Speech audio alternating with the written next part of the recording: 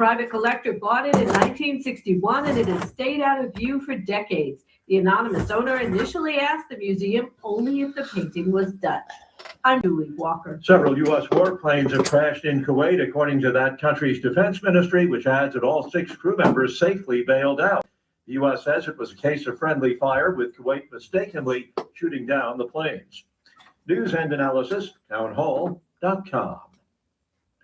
More evidence that artificial intelligence is worming its way into every crack and crevice of American life. Burger King is testing AI-powered headsets that recite recipes and alert managers when inventories are low. The system collects data on restaurant operations and shares it in a voice that talks to the employees through their headsets. The headsets can also track when employees say words like welcome and thank you. Now, Burger King says it's using it as a coaching tool, not a tracker of individual employees. Jason Walker reporting. India and Canada have agreed to strengthen their economic ties, a move aimed at boosting ties after 2 years of strained relations. Indian Prime Minister Modi says the 2 countries are about to finalize a comprehensive economic partnership resulting in $50 billion worth of trade. More on these stories, townhall.com.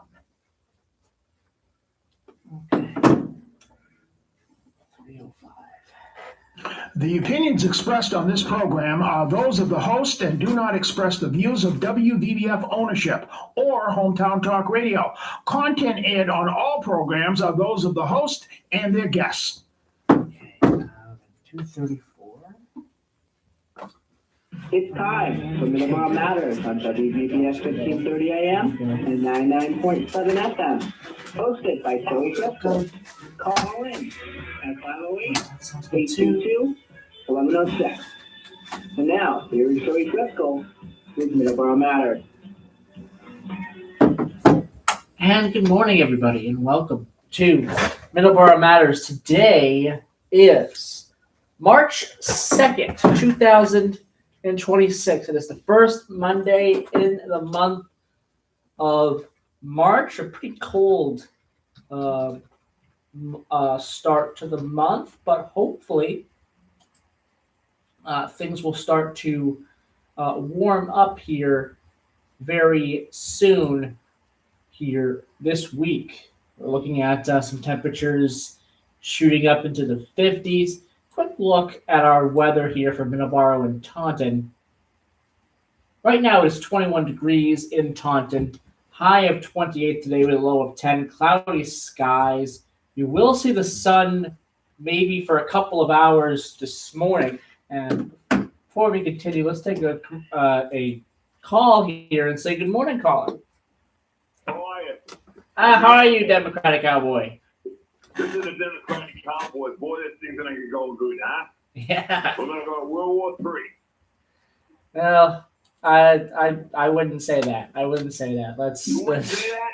Well, let's pump the brakes on that. I would say, in my opinion. This is the part of Trump I like. This is the part of Trump I really like.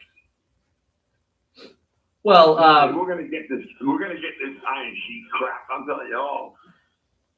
Well, there was, there's been talk about, Iran for several months, and Trump had continued to say, come to the table, or we're gonna do some things, and apparently they didn't come to the table, and this is what's happened here in Iran, there in Iran.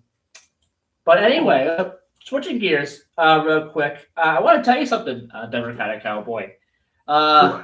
WWE is coming to Plymouth. Apparently, I heard. Yeah, I heard that NXT Live is coming to Memorial Hall on April 11th. Yeah. I talked about that. It's the house show that I can't stand. Yeah, house shows, they're fun, but not a whole lot of interesting things happen in house shows. It's at WrestleMania 1. I went down there WrestleMania 1, right? Yes. And some guy, and all of a sudden, I heard it real good. I was sitting maybe 3 rows back or something. I was watching it real good, on the big screen. But, when you sit in your own house, and see wrestling now, I love it. I love it. And when I go up to the VFW and maybe sit back, maybe, I just love it more. I love being, when you're sitting in a big place like Providence Civic Center and you're 12 rows back, you simply hate it. And then when I was down in Providence, I used to work with the WWF, and I used to stand in the hallway, right? Stand in the hallway downstairs, and all of a sudden Jeff Jarrett saw me, and he started something else. He started something with me, and it continued into Boston, and he made a complete fool out of me in Boston. And then Hunter laid me off, and that was a little job I had in there, getting the food and everything, and but Ryan Drew, I can't say enough for him. Ryan Drew, when I go up to the next show is the 20th of March here, and I'm faithful to Ryan Drew. I'm not going to go to what's this? Some guy down there with a camcorder is going to sneak in, and I hope to take that thing down to Plymouth. I mean, you can't put a Monday Night Raw in a Memorial Hall because you'd blow every fuse in the building. Yeah, I don't think a Monday Night Raw at Memorial Hall would work. I think the closest you're going to get to a Monday Night Raw or a SmackDown here in the state is going to be the DCU Center. That is as close as you're going to get, or the Amp. That's kind of what the setup we have in this area for stadiums. But you mentioned WrestleMania, and one thing I noticed with WrestleMania in the early days when you had celebrity involvement, talk about Mr. T or Cyndi Lauper, things like that. Cyndi Lauper thing, very iconic stuff. And then there was those matches with Mr. T and Rowdy Piper and all that happened after that. And then there was Lawrence Taylor. Yeah. DiBiase was very mad at Bam Bam Bigelow because he didn't do the job right on Lawrence Taylor and brought him back to the dressing room. He gave hell to Bam Bam Bigelow. He says you're a disgrace to wrestling. He says we want to beat a football player. Here was that chance to really beat a football player. And then there was Mayweather against the Giants. This city right now that I'm in right now, this Brockton, is a very good place to live in. And I'm telling you, we're losing our chance to build a civic center in that fairgrounds up there. It's a house. It's going to be housing. I don't know when it's going to be housing, but it's going to be housing. And we're losing our chance. And another thing is Raynham, all those trucks down there, parked in Raynham dog track. Why can't he build a civic center there? I don't know why he don't build a civic center and try to call them. I got 3 or 4 names. The Packard Dome at the Viola Packard. I'd love to see that in Brockton here. Yeah. And the JJ Dome at the JJ Lions. Somebody can use a brain here. That's a good question to ask. One person told me that my kid's not going to spend $100 to see a show.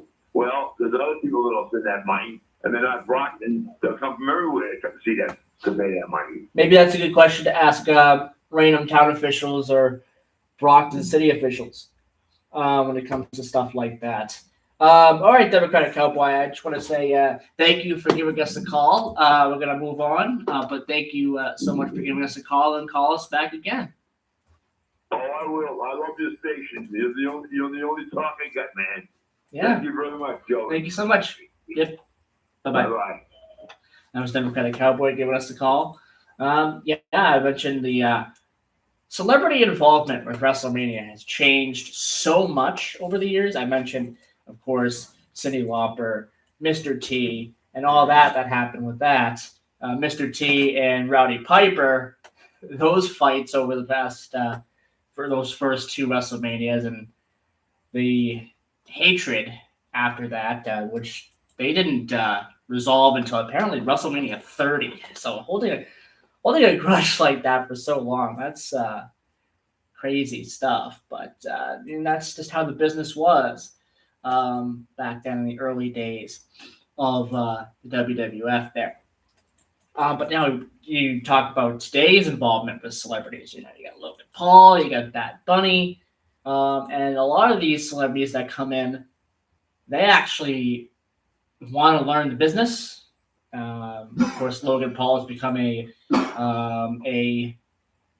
everyday pretty much staple in WWE at this point. He'll probably have a match at WrestleMania. He's had several matches at WrestleMania before. Probably take on Seth Rollins unless Braun Breaker is back from injury. But Logan Paul will probably be at WrestleMania anyway, taking on somebody. I don't know who that will be. But today's celebrity involvement, very, very interesting stuff. And very entertaining, for sure. And I'm sure there'll be other names as we go through the years here of celebrities that will end up coming in and wanting to really get involved in WWE. But celebrity involvement in wrestling has really changed over the years. But anyway, going back to our weather here real quick, and then we'll take our first commercial break. 21 degrees in Taunton, high of 28, low of 10. You might see the sun a little bit this afternoon. Temperatures, that's when the temperatures are going to be right around the high today. I don't know if you're going to see much of any melting today. Wind gusts up to 7 miles per hour today.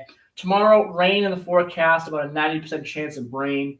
39 degrees for the high, 12 for the low. So be very, very careful in the morning on Wednesday when you go out if things are wet out there, because a low of 12 means things will freeze up. So be very careful when you're going up to your cars on Wednesday. But the temperatures, they rebound immediately after. It will rain on Wednesday, but a high of 54 with a low of 32. And the temperatures kind of continue to stay up there when it comes to the temperatures. And they don't really fall too much. Friday will be 43 degrees. It will rain over the next couple of days, starting Tuesday through Friday and Sunday and Monday as well. But highs in the 60s starting next week. So a lot of that snow is going to say goodbye very, very quickly here, I think, going into next week. So we'll see what happens there. In Middleboro, 22 degrees, high of 28 today, low of 11. Cloudy throughout the morning and in the early afternoon.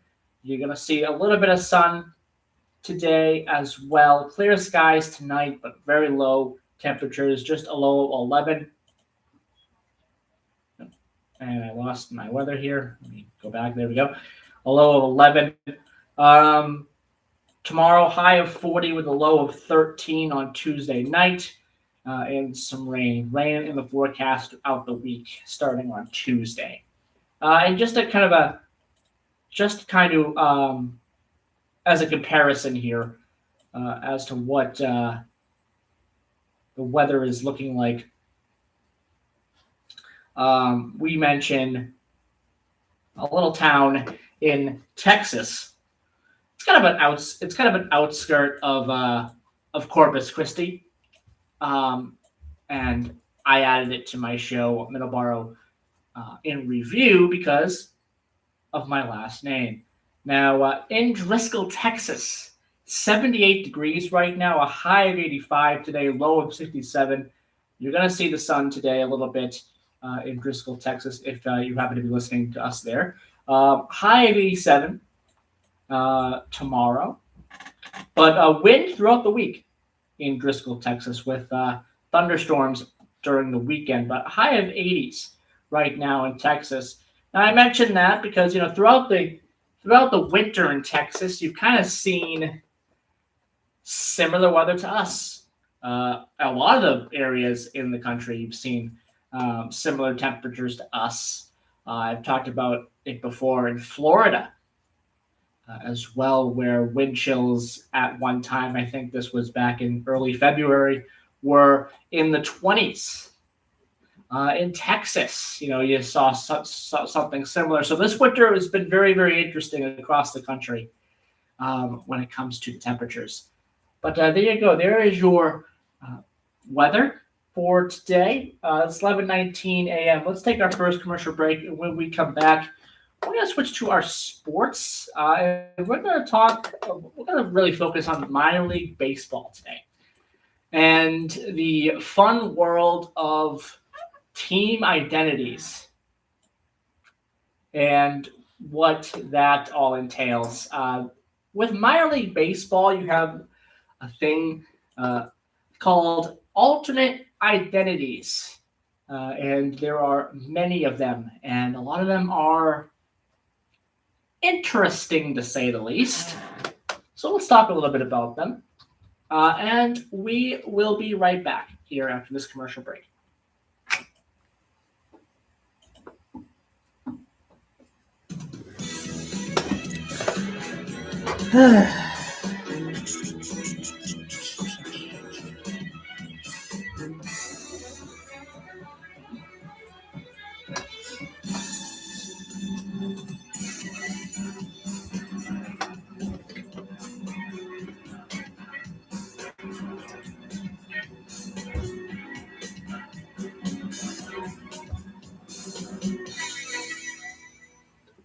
Hi neighbor, Middleboro Gas and Electric would like to share a quick safety tip with you.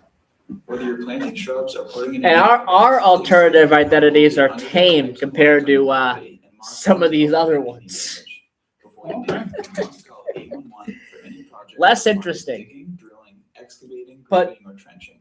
still, The damaged gas line may create an explosion hazard that could result in loss of service, severe property damage, or worse.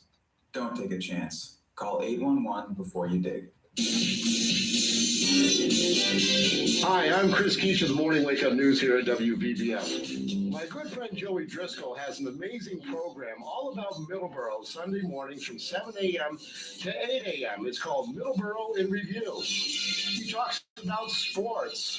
He talks about local events in Middleboro and anything of interest in Middleboro and beyond. So join him, Middleboro in Review with Joey Driscoll, Sunday morning, 7 a.m. to 8 a.m. only here at AM 1530 WVBF and at 99.7 FM.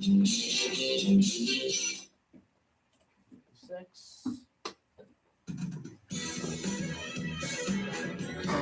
Get the news up.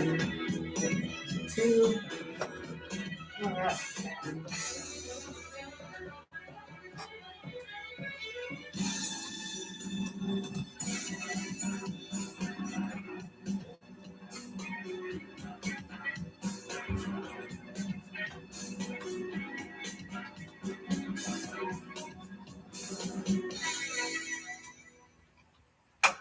All right, we're back here on Middleboro Matters. All right, before we get to the alternative identities, we got to talk about of MILB. We got to talk about the new teams. Because it's kind of important as well. You're going to see a couple of new teams. If you are an avid follower of the MILB, you're going to see some new teams in there that you might not recognize. So let's talk a little bit about it. First off, this one has been announced. Has been announced for quite some time, but they decided in 2025 to have one more year as their old identity, and that is the Carolina Mudcats. In 2025, that was their last year, and as the Carolina Mudcats, they moved 25 miles to the east. They will now be known as the Wilson Warbirds. This identity, which was announced prior to the Mudcats' final season, that's a tribute to the Wilson area's aviation history. The city was once home to World War II era Naval Aviator Training Center, and the Warbird is a term for retired military aircraft that have been restored. That is a single A Milwaukee Brewers team there, and that will be the new team. So there you go. That is a rebrand, and they also show the logo here as well, and it is a really nice looking logo. I would definitely approve of this rebrand. We're going to get to a team here that I've mentioned before. happens to be one of ours. And I'm not going to have such nice things to say about that rebrand. But we'll get to that in a second. The Ontario Tower Buzzers in Single A, they are the Dodgers affiliate. They have unveiled their new team as of September the 18th. The California League will have a new look. The Modesto Nuts are no longer part of the Single A California League, unfortunately. There is talk about them moving, continuing to play baseball, I believe, for the Pioneer League, if I'm not mistaken. There's been talk a little bit about that. I'm not sure if there's any updates on that, but they're no longer in the MILB, the Modesto Nuts there. The Ontario Tower Buzzers are in. Tower Buzzers is a name inspired by a line in Top Gun. Best rebrand I have ever seen. 100% best rebrand I've seen this year from the MILB. This is awesome. Actually, it's a new team. It's not a rebrand per se, but it's a new team. This is an awesome thing here. The mascot, of course, is named Maverick. The logos are great too. Dripping in Dodger blue, makes prominent use of a bee who literally buzzes the tower. The aviation theme extends to the name. The team's ballpark, as in ONT Field, is a nod to the three-letter code of Ontario International Airport. So just a perfect rebrand. Also, something to keep an eye on with the California League as well. The Inland Empire 66ers, who were previously the Angels affiliate, they're now with Seattle. The Rancho Cucamonga Quakers, who were the Dodgers affiliate, will now be the Angels affiliate. Both clubs have updated their logos as well a little bit to reflect those affiliations. But yeah, the Ontario Tower Buzzers logo looks amazing and just a perfect debut, honestly, in the MILB. Probably the best this year. Definitely the best this year. Another team that has made some new logos. They didn't change anything else, but they made some new logos. The Indianapolis Indians, who are the AAA affiliate of the Pittsburgh Pirates. That was unveiled on September the 26th. The Indianapolis Indians were established in 1902. They're one of the oldest MILB teams around.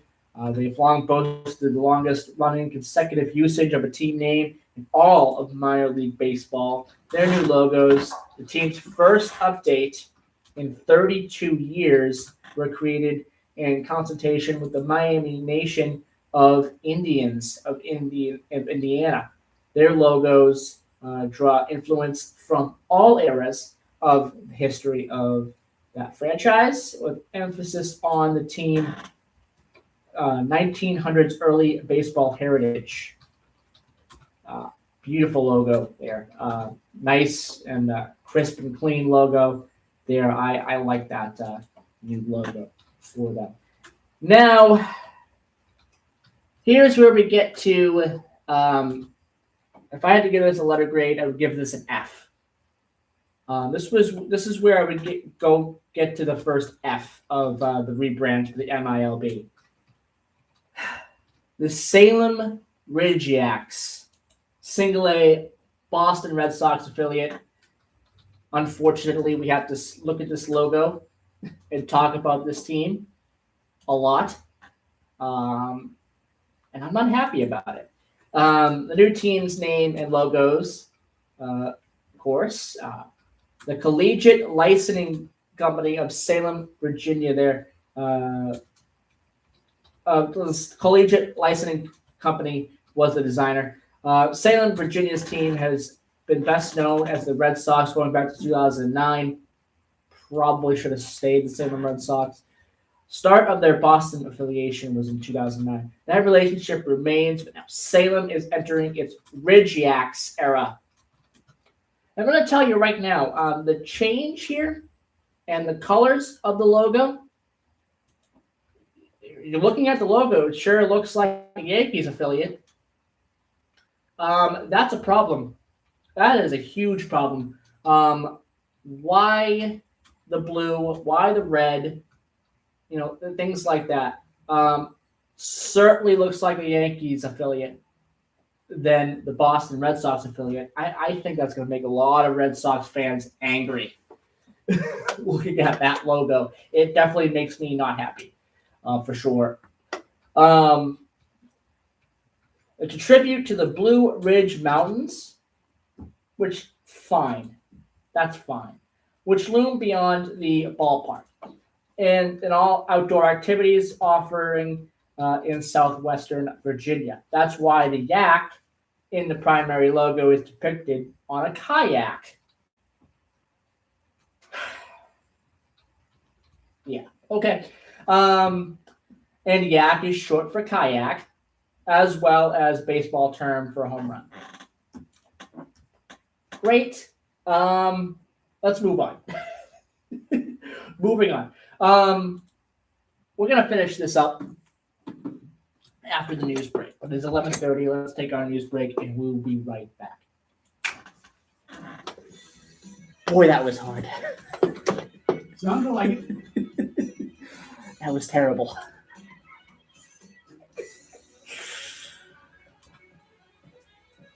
The logo literally looks like it's Yankees colors. Like, that is going to anger so many Boston Red Sox fans. It angers me.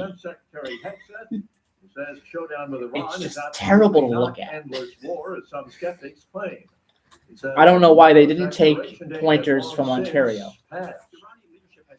But whatever. Except proxies and missiles and drones and deeply buried nuclear factories and facilities. Peaceful nuclear ambitions do not need to be buried underneath mountains. 4 American service members have been killed in Iranian attacks.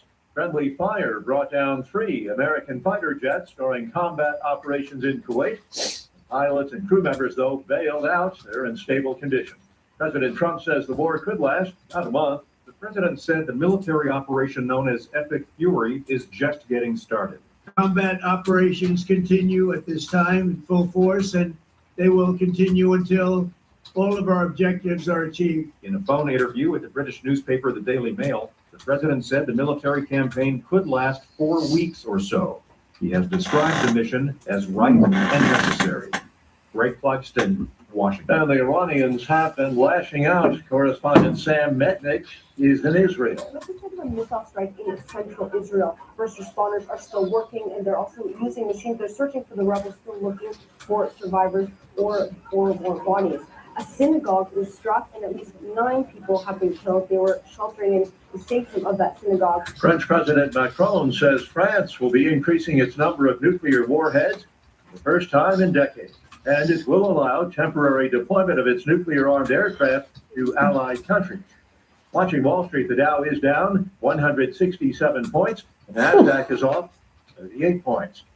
More on these stories. Town Hall. Well, that's not as bad as I thought it was going to be. Nope. Losing weight is harder than it used to be. You're eating better. The futures were saying 600. Yep. The problem isn't willpower, it's metabolic dysfunction. And standard dieting just makes it worse. PhD Weight Loss has helped thousands fix the root cause of stubborn weight. Take their free metabolic assessment at fixmyweightloss.com. Fixmyweightloss.com. It's quick, personalized, and shows why your body is resisting weight loss, so you know exactly what to fix. Visit fixmyweightloss.com. That's fixmyweightloss.com. Yeah, Mike Slater. My dad passed away at the age of 63. It's out of nowhere. Had a stroke. Super hard, obviously, for the whole family. But my dad had life insurance. This is why I have life insurance for my family, for my wife, and 4 kids. The best place to get life insurance is ethos.com, because you can do it in 10 minutes. And there's no medical exam and no blood test, just a few health questions. Get life insurance in 10 minutes so your family is protected. Ethos, ETHOS, ethos.com/Mike. The war with Iran has sparked an uptick in world oil prices, an increase that could, before too long, impact what we pay at the gas pump. Roughly 20% of the world's oil passes through the Strait of Hormuz. So it's no surprise that prices spiked in early trading this morning before easing slightly. For now, there's no formal blockade preventing tankers from passing through the critical choke point just south of Iran, but the country's leadership has repeatedly warned vessels not to pass through, and shipping companies would rather not take the risk. The UK Maritime Trade Operations Centre says at least 3 cargo ships have been attacked near the straits in the past 24 hours. The state media said they were struck by missiles. The BBC's Nick Marsh. The Iranian Red Crescent Society says at least 555 people have been killed in Iran so far. More than 130 cities across the country have been attacked. News and analysis, townhall.com.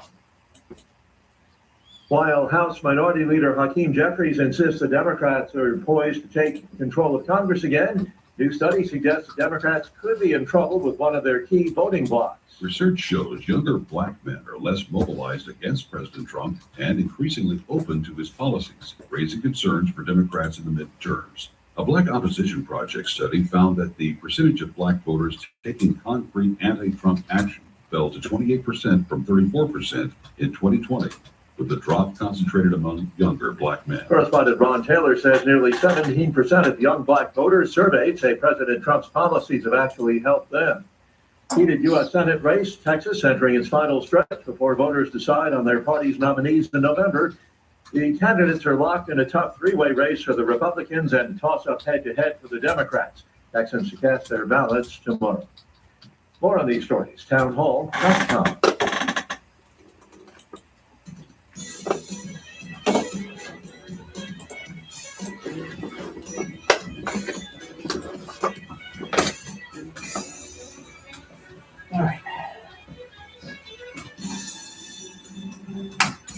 And welcome back to Middleboro Matters. I am Joey Driscoll. Today is the 2nd of March, 2026.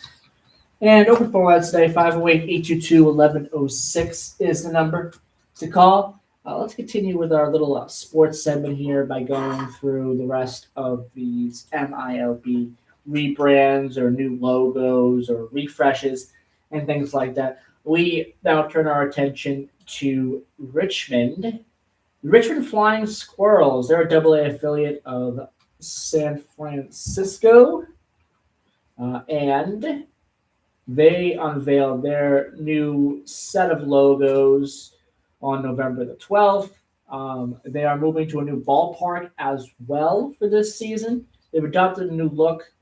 The Richmond logo, which features a flying squirrel, has always been a fun one, and now it's a little bit more fun there with the squirrel in question facing front as though to leap off the cap into your arms. A new set of uniforms as well, home, away, and alternates will be part of the refresh. So it's a minor refresh there for Richmond, but they will still be the Flying Squirrels. Very interesting team there. Very good team as well, if I remember correctly last year. Richmond, very good. The Frederick Keys, a high A team of Baltimore, the Baltimore Orioles. That unveiled date was December the 10th. Refreshed logos for the team re-entering minor league baseball. Yes, so this is a new team.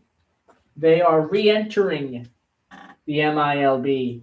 This was a team that was in the MLB Draft League. The Keys are once again the high A affiliate of the Baltimore Orioles, which is a position that they held from 1989 to 2020. The team unveiled a fresh set of new logos to celebrate their re-entrance to minor league baseball, tweaking the primary mark and introducing some alternatives. While the team is named for Francis Scott Key, who is buried in a cemetery which is across the street from the ballpark they play in, so there's the name. There's why the name exists. The new primary logo emphasizes a pair of literal keys. It looks amazing. That is a great logo, in my opinion. Then we have the Wilmington Blue Rocks. This is not really that much of a change. They refreshed their logos a little bit. They unveiled this back a couple of weeks ago, back in January. They stayed true to their blue, while making their rocks a little more concrete. Concrete, that is, in the sense of less ambiguous. The blue rocks are granite, specifically a bluish granite found in the nearby Christina River. The new look adds a granite-like texture to the lettering, as well as bringing in a secondary logo which features a pickaxe, presumably to harvest granite. So that is a big deal there for them. It's a small rebrand, small like little refresh of their logo, but it's really nice looking logo there. And the last one here we're going to talk about, and outside of the Salem Ridgeax, I would say this gets the second worst rating from me. The Hill City Howlers, single-A affiliate of Cleveland, the Cleveland Guardians. They unveiled this back in February. It's a new team identity. After 3 decades as the Hillcats, the Lynchburg Hillcats, which was an amazing logo, an amazing name, they changed it. The Carolina League team is now the Hill City Howlers. Hill City is a nickname for Lynchburg, referencing its location in the foothills of the Blue Ridge Mountains. Howlers is a reference to a new group of monsters in town, a ragtag assemblage led by Indy the Werewolf. Okay. The all-the-time Halloween thing, I don't think is going to work. This horrible rebrand, I think it's going to get old very, very fast, in my opinion. It only works during Halloween. And guess what? You don't play during Halloween. So this rebrand makes no sense. It really doesn't. It's second to worst because Salem Ridgeax is just so terrible, in my opinion. But this is pretty close. I don't get what they were thinking here. These monsters, all of whom are represented as secondary logos, good. It would be terrible if it would be even worse if it was one of the primary logos. Travel to the ballpark via tunnels that led there from Spring Hill Cemetery. Oh boy. Terrible. Just an absolutely terrible rebrand for what was the Lynchburg Hillcats. Boy, oh boy. All right. Now we talk about some of the alternative identities here. We're going to talk about, just going to mention Worcester here. We have a couple here. The Art of the Woo, Worcester Red Sox AAA affiliate, their alternative. The iconic yellow smiley face was created in Worcester, going on to inspire the Woo Sox smiley ball. The Art of the Woo is a further celebration of the city's art scene, from renowned museums to vivid murals on downtown buildings. Again, that smiley face, very iconic there for Worcester. So I think this alternative identity is pretty good.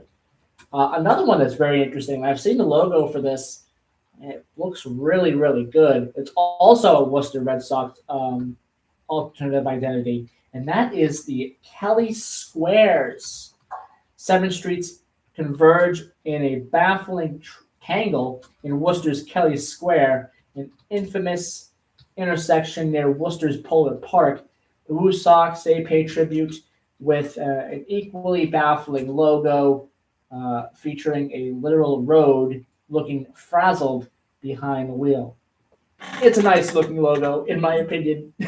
It really is. It's a great alternative identity. And then when they were in Pawtucket, they had a lot of alternative identities when it comes to hot dogs. They will continue that this year. a little bit of a kind of a shout out to Pawtucket as well.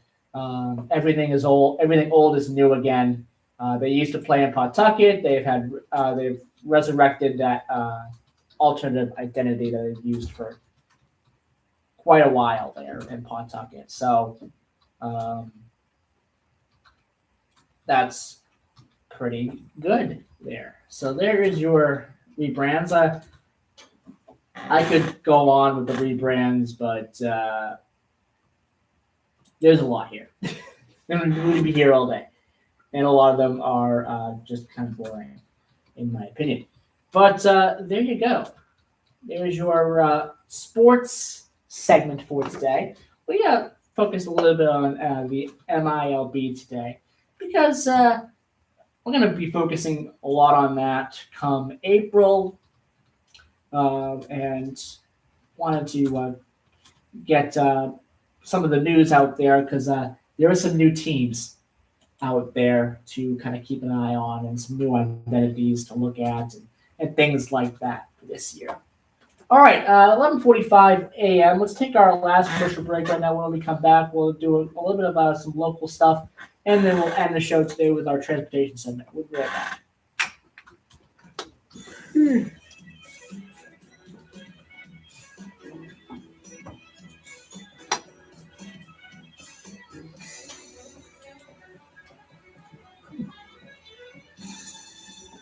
Hi neighbor, Middleboro Gas and Electric would like to share a quick safety tip with you. Many people have been taking on home improvements this year, but have you also upgraded your electrical safety system? Older homes, like so many in our area, have outdated breakers and wiring that may not meet the high-powered needs of modern technology. A licensed electrician knows all the code requirements, including the latest updates adopted just last year. You can find an easy-to-read summary of home upgrades to consider at mged.com. Hi, I'm Chris Keach of the Morning Wake Up News here at WVBF. My good friend Joey Driscoll has an amazing program all about Middleboro Sunday mornings from 7 a.m. to 8 a.m. It's called Middleboro in Review. He talks about sports. He talks about local events in Middleboro and anything of interest in Middleboro and beyond. So join him, Middleboro in Review with Joey Driscoll, Sunday morning, 7 a.m. to 8 a.m. only here at AM 1530 WVBF and at 99.7 FM. Okay, 236.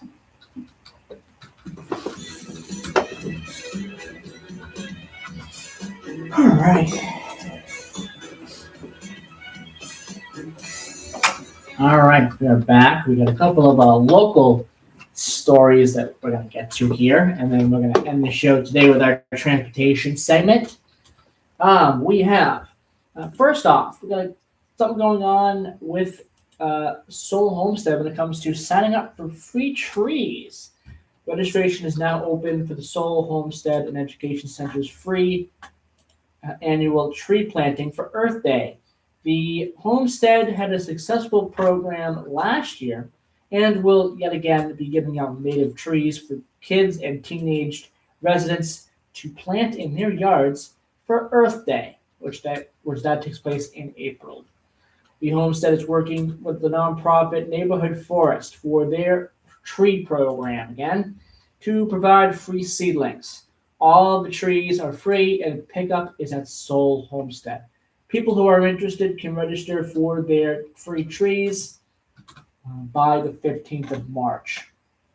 The trees will likely be available to pick up before Earth Day, but sometimes shipping can vary. The Homestead stated in a press release.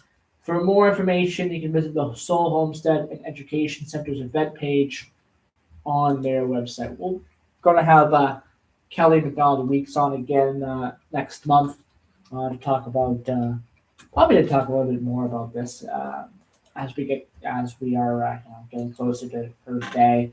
We'll also be talking about April vacation as well.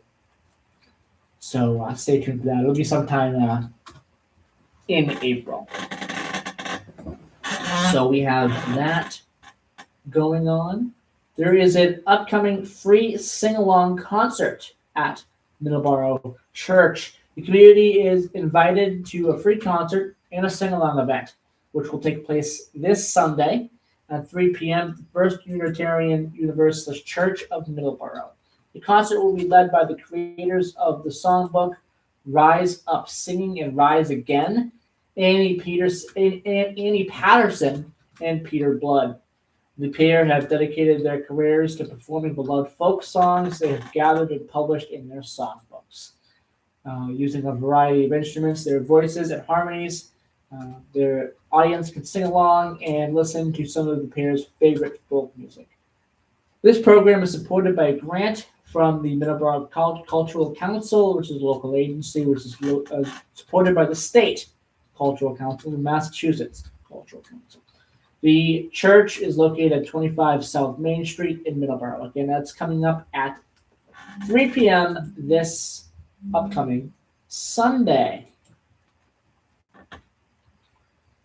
We have a couple of one other event here that we want to make sure to talk about, and that is the Lakeville COA is going to be hosting a presentation on vaccines through the ages. Pediatrician Dr. Martin Gross will present an overview of vaccines from their earliest use to present day on Monday, the 9th of March. That's next Monday at 1 p.m. at the Lakeville Council on Aging. Dr. Gross will also outline routine immunizations and schedules for all ages endorsed by medical and public health experts. This event will also include a question and answer session and trivia and also some prizes. To sign up for the free event, call 508-947-7224. So there you go. Those are some events happening in and around Middleboro this week and next week. So now let's take another quick commercial break, kind of reset, and then we'll do our transportation segment. We'll be right back.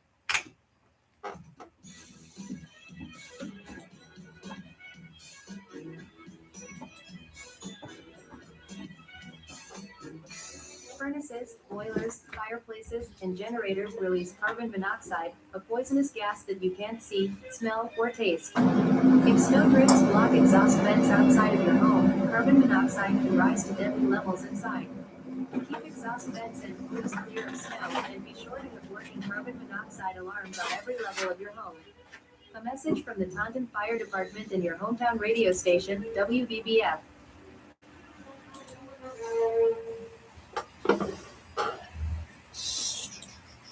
What am I doing? Okay, out of 236.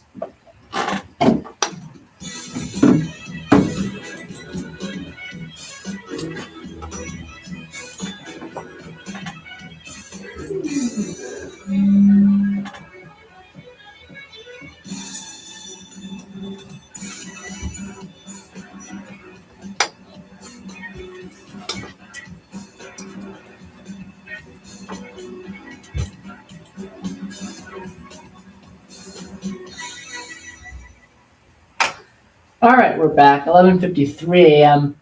And let's switch over to our transportation segment. Start off with the MBTA Communities Act. A little bit of an update on that. Tonight, Holden, town of Holden, which is one of the towns that has yet to come into compliance with the MBTA Communities Act, they will be holding a special town meeting tonight to vote on this. Again, that will be tonight.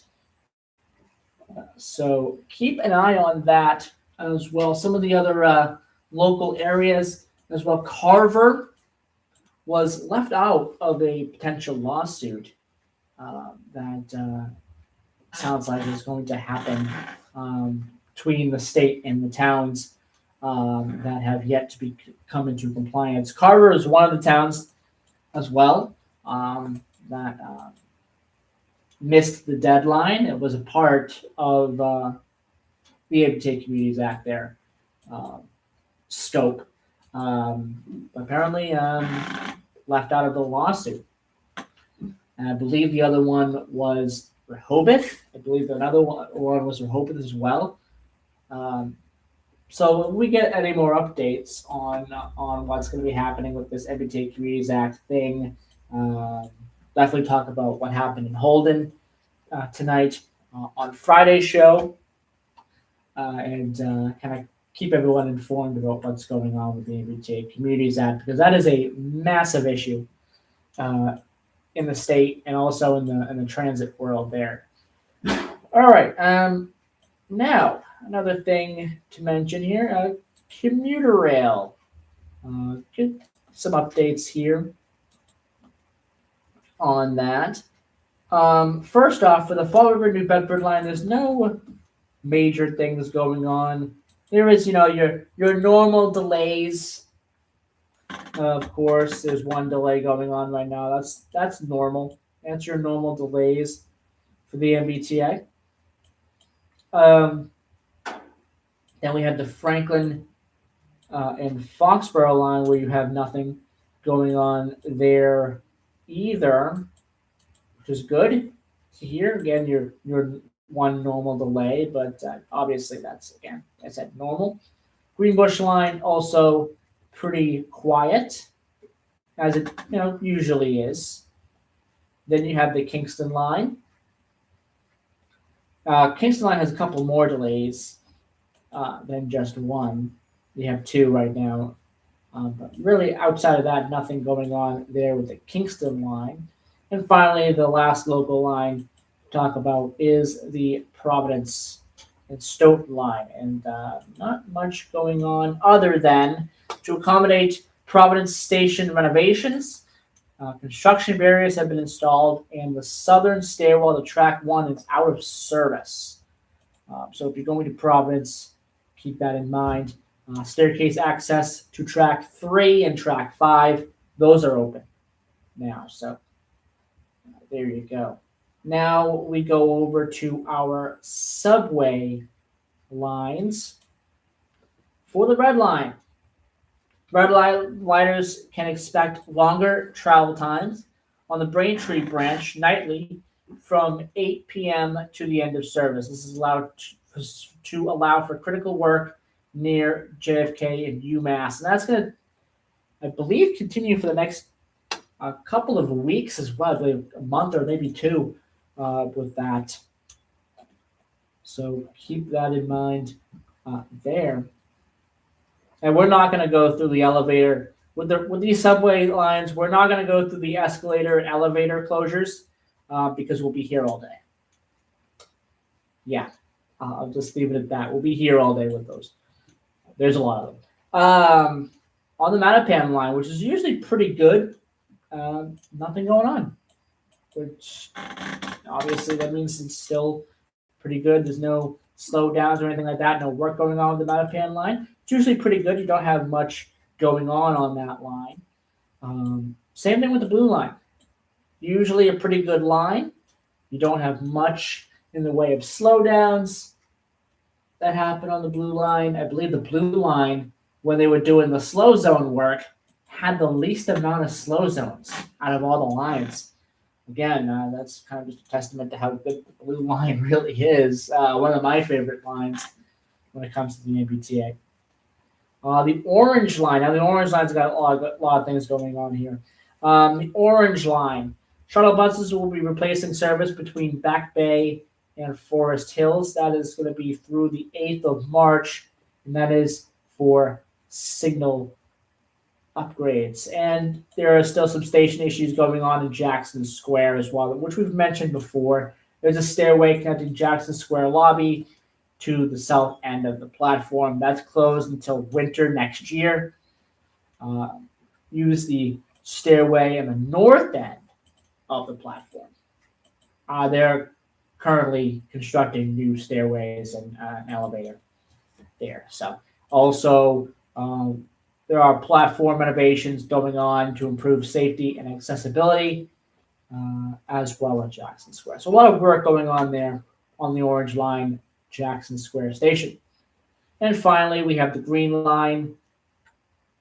There are delays right now on the Green Line, but not much going on There's some signal problems at Government Center, but not much going on outside of that. No work being done there, being planned for the Green Line as of right now. All right, at 11:59 a.m., that's going to do it for the program today. I hope everyone enjoyed today's program. I will be back on Friday with Eric in the second hour. Until then, hope everyone enjoys the warmer weather this week, and I will talk to everyone on Friday with Hometown Talk. Bye-bye.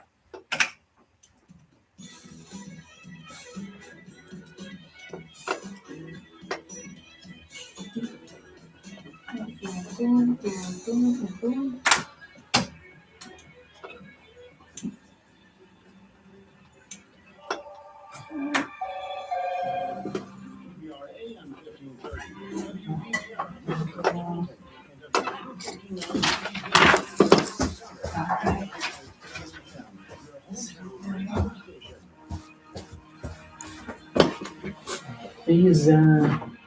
Please work.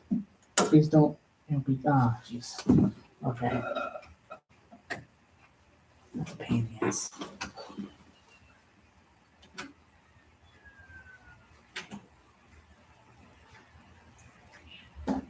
There we go. Switch over.